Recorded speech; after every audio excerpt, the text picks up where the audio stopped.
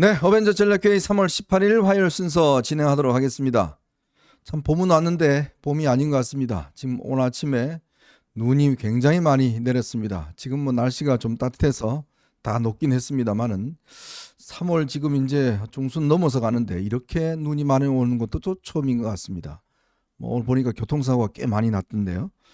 지금 어떻게 대구도 눈이 오나요? 대구는 정말 제가 살 때는 눈을 거의 구경하지 못했는데 대구는 원래 눈이 잘 안 옵니다. 그렇죠. 안 오고 눈이 한번 오는까 말까 한 겨울에 뭐 그런데 아마 오늘은 눈이 좀 내린다고 그래요. 참 대구 분들 눈 구경 오랜만에 아마 하실 것 같습니다. 참 봄도 이렇게 왔는데 오지 않는 그런 느낌이지만 또 윤석열 대통령 탄핵 심판 선고일이 도대체 며칠 날 될 것인지 이걸 두고도 꽤 지금 뭐 관심과 뭐 논란이 가속되고 있습니다. 지금 원래 이제 다음 주 정도로 생각하고 단식 농성을 시작했던 사람들이 이제 이게 한 주가 넘어가니까 네. 이 못 견디고 전부 다 지금 병원으로 지금 옮겨가고 있어요. 예.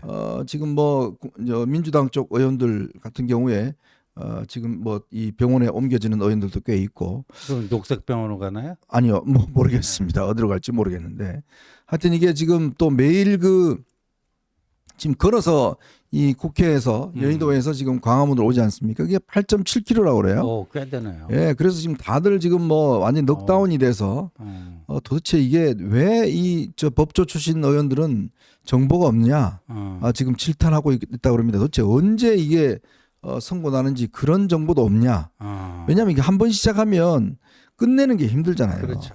시작은 쉬워도 지속하는 게 쉽지가 않고 그 8.7km면은 야 그거 뭐 살 좀 빠질 거예요. 살 좀 빠지고 요번 기회에 저기 되는데 그것도 뭐 한 두 번 세 번까지는 할 만한 데네. 아유. 그 이상 매일 같이 하겠다는 거 아니니까. 예.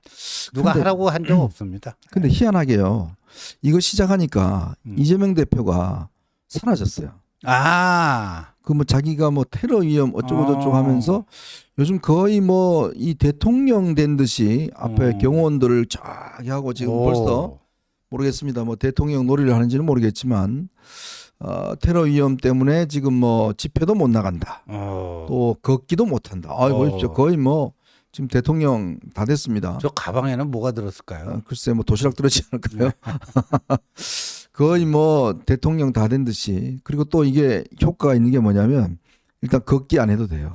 그리고 뭐 농성 안 해도 돼요. 그렇죠. 광화문 안 가도 돼요. 그러니까 뭐 그러저런 뭐 좀 계산이 있었을 것 같습니다. 네. 참 글쎄 그 정보가 뭐 정확한지 모르겠습니다만은 글쎄요. 아직 정보에 대한 확인도 안 됐는데 경찰이 한 5명 지금 뭐 경호가 붙는다고 그렇습니다. 근데 아마 저것 때문에 농성도 안 하고 단식도 안 하고 회의도 안 하고 글쎄 그 사이에 어디가 있는지 모르겠습니다. 재판도 증인 출석 안 하겠다고 그러고 참. 자, 오늘 최상목 권한대행이 방통위법 개정안에 대한 거부권을 행사했습니다. 지금 현재는 방통위법이 2명이 일단 되면 운영을 할 수 있도록 그렇게 이제 되어 있습니다. 이게 5명인데 대통령 추천 2명에 국회 추천 3명 해서 5명으로 움직이는 돼 있는데 지금 국회 추천이 이루어지고 있지 않아요. 자, 그러다 보니 2인 체제가 이제 불법이냐 안 그러냐. 지난번 이진숙 위원장이 일단 탄핵이 기각됐지 않습니까? 그랬죠. 그랬더니 민주당이 바로 3인이 돼야지만이 운영할 수 있다라는 법을 발의해서 지금 통과를 시켰습니다. 그걸 오늘 최상목 대행이 결국은 또 거부권을 행사했습니다. 참 민주당의 발상이라는 게 탄핵소추 인용이 되면 그 정당에는 후보를 낼 수 없도록 한다. 뭐 이런 법도 냈고 참 이런 법도 내고 하여튼 뭐 거의 이제 거부권을 그냥 부르는 것 같아요. 그렇죠. 그러니까 그 입법이라는 게 그때그때 어떤 상황이 조성돼 갖고 그때 자기들에게 유리한 쪽으로 뭘 해보자. 민주당은 늘 그래요. 최근에 무슨 그 법안 내는 거 보면 지금 저것도 그렇고요. 아예 뭐 애시당초 그 정말 5인 중에 뭐 3인 이상은 돼야 된다. 네. 그래야 어느 정도 대표성을 갖추는 거 아니겠느냐. 뭐 이런 식으로 이 사건과 무관하게 냈으면은 이렇게 그렇게 뭐 우습게는 안 보죠. 하여튼 법을 맨날 지 마음대로 내니까 이런 일이 벌어지는 것 같습니다. 자, 벌써 대선 후보를 뽑은 정당이 있습니다. 와. 어느 정당일까요? 벌써 지금 대선이 있을지도 없을지도 아직 확실치가 않은데 벌써 대선 후보로 뽑힌 사람이 있습니다. 그 사람은 바로 이준석입니다. 아, 대단합니다. 이준석 개혁신당 의원이 92.81%로 대선 후보로 뽑혔습니다. 와. 무슨 장난인가 네. 하시겠지만 이 대선이 만약에 인용이 될 경우에 바로 대선 후보를 한다고 이틀 동안 온라인으로 투표를 했대요. 그 그래. 조건부 그거네요. 탄핵이 확정되면은 바로 그 순간 이준석이 개혁신당의 대선 후보가 된다. 이런 뭐 네. 조건부 뭐 후보 선출. 예. 근데 90몇 %면 저 윗동네 얘기 같네요. 자, 그러다 보니까 허은하 전 대표가 바로 입장문을 올려서 뭐라고 하나 준산당? 예. 예, 공산당의 그 앞에 공자를 빼고 준산당이다. 준산당식 대선 후보 선출로 민주주의를 조롱하지 마라. 라는 또 이렇게 입장을 냈습니다. 참 이제 저 이준석이 뭘 그렇게 급한지 모르겠어요. 뭐 대선 후보 한번 해보는 게 평소 꿈이었나? 뭐 그건 그렇죠. 모르겠지만. 그리고요. 사실 그 저기 명태균 게이트에 연루돼 있는 사람들의 그 특징이 대선을 서둘러요. 예, 대선을 서둘러요. 빨리 좀 네. 이렇게 전환하고 싶나 보죠. 그렇죠. 네. 근데 어쨌건 이준석한테는 천적이 하나 있습니다. 이 허은하라는 천적이 계속 뭔가 앞길을 막고 있는 것 같습니다. 여자 눈에 눈물에 피눈물 나게 하면 어떻게 된다는 거 아마 이번에 좀 경험을 하지 않나 싶습니다. 자, 이재명 대표가요. 얼마 전 매불쇼에 출연을 해서 자기한테 당 대표직을 사퇴하라. 그러면 체포동의안을 부결시켜 주겠다. 뭐 이렇게 협박도 했다. 이런 이야기를 한번 한 적 있잖아요. 그렇죠. 민주당의 뭐 네. 중진이 그랬다. 네. 그런데 요게 말이죠. 예. 이재명 대표 요 이야기를 하기 1년 전에 한 유튜버가 음. 요런 비슷한 이야기를 했나 봐요. 해서 이 사람이 지금 선거법 위반으로 지금 재판을 받고 있다고 합니다. 작년 10월에 불구속 기소가 됐는데 이 사람이 무슨 이야기를 했냐면 박광원 전 원내대표 있잖아요. 네. 이 박광원 전 원내대표가 체포동의안 표결 당시에 이재명 대표를 직접 만나서 사퇴하라고 얘기한 사람이다. 그리고 거의 쓰러지다시피 병원에 와 있는데 이재명 대표가 거기 가서 야 체포동의안 부결시켜 줄 테니 당대표직 내려놔라. 이렇게 말한 사람이 박광원이다. 한 달이 넘는 단식투쟁으로 병원에 입원해 있는 이 대표를 찾아가 사실상 사퇴 압박을 했다.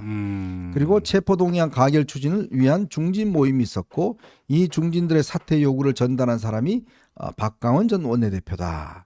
박광원 전 원내대표가 이 대표에게 체포동의안 부결 요청을 한 내용의 메시지를 만들어 보라고 했다. 이런 이야기잖아요. 그러니까 이 사람이 이래서 허위사실 공표 혐의로 지금 재판을 받고 있어요. 근데 이재명 대표가 이 사람 주장을 똑같이 매불쇼에서 이야기를 한 겁니다. 그 근거가 그 정도뿐이 안 돼요. 야. 근데 본인은 만약에 박광원 원내대표가 그렇게 했다면 본인 직접 거기 그걸 체험한 당사자 아닙니까? 네. 근데 굳이 그 뭐 유튜버 그 말을 따라서 할 필요가 뭐가 있어요? 근데 이게 당시에 여러분 아시겠지만 박광원 전 원내대표는 사실 공천 탈락될 수 있는 사람이 아니었어요. 그렇죠. 그럼에도 이준혁이라고 그 김준혁. 그 희한한 역사학자 있지 않습니까? 예. 그 사람이 하여튼 희한한 방법으로 후보가 됐어요. 근데 참 보면 진짜 그때 당시에 이제 이쪽에 국민의힘은 이수정 후보가 나갔었죠. 그렇게 무리하게 후보를 교체를 했습니다. 그 이유가 바로 이런 이것 때문이 아니냐. 그러니까 문제는 이재명 대표 본인이 알 거 아닙니까? 박광원 원내대표가 뭐라고 이야기를 했는지.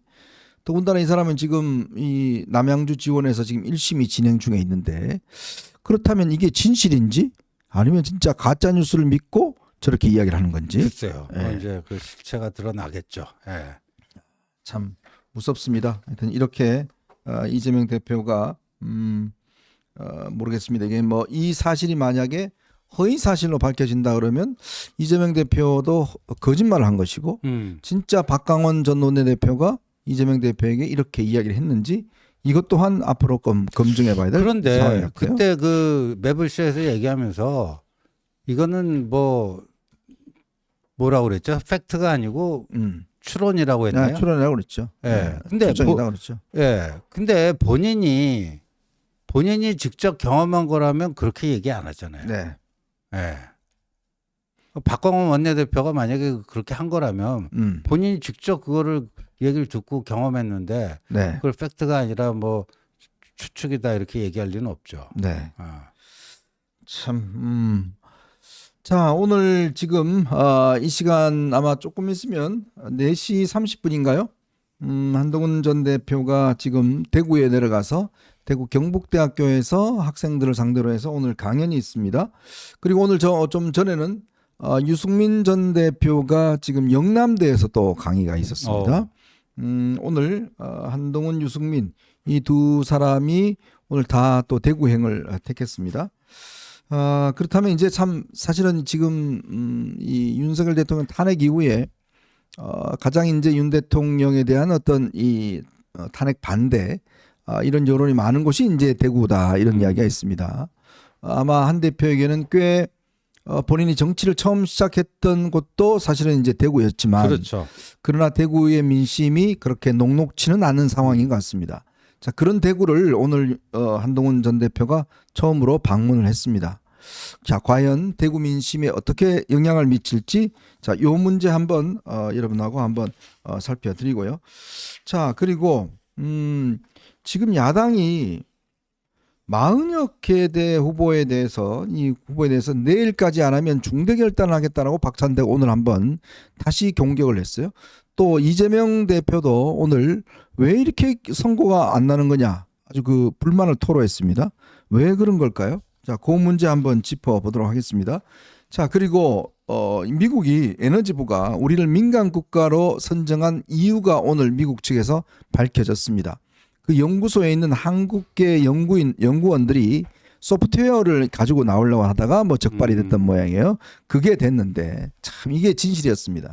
그런데 무슨 뭐 핵무기 어쩌고 저쩌고 이재명 대표가 하여튼 그 하는 바람에 창피를 톡톡히 당했습니다. 자, 요 문제 한번 짚어보도록 하겠습니다. 자, 여러분 보시면서요. 구독과 좋아요 알림 꼭 부탁드리고 많은 응원 부탁드리겠습니다. 여기 밑에 저희들 자율구독료 이렇게 후원 계좌가 나가고 있습니다.